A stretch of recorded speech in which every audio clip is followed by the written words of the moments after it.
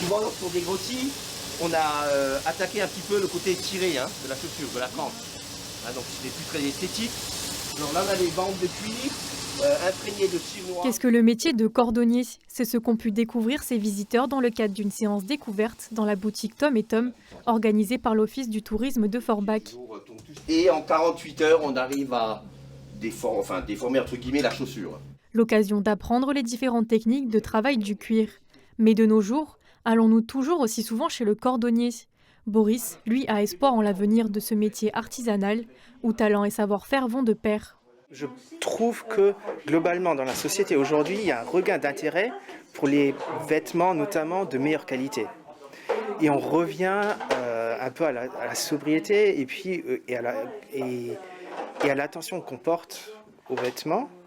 Je me suis rendu compte qu'en voulant réparer des chaussures qui n'étaient pas chères, c'était difficile de les réparer à cause de la fabrication. Et donc je me suis tourné vers une fabrication un peu meilleure.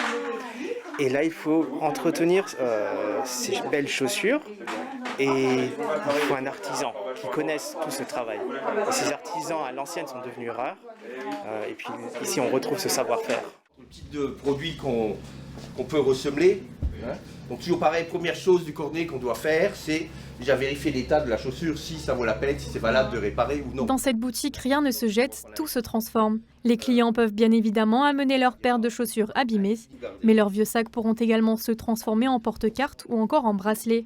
Les possibilités sont nombreuses, la boutique mise sur la mode du recyclage pour assurer son avenir. J'aimerais beaucoup que c'est l'avenir, pour le moment c'est pas trop le cas, on est plus en perdition que...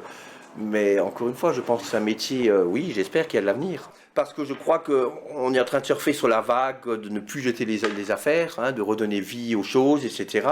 Et je crois que les gens deviennent de plus en plus sensibles à cela, quoi. On a fidélisé, on a une belle clientèle fidèle et là on a commencé à communiquer un petit peu donc, sur le net, etc.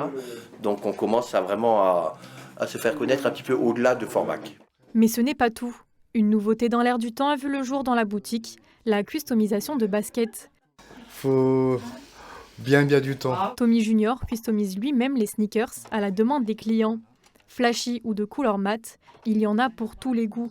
Tout est ainsi réuni pour faire perdurer cette affaire encore et toujours florissante.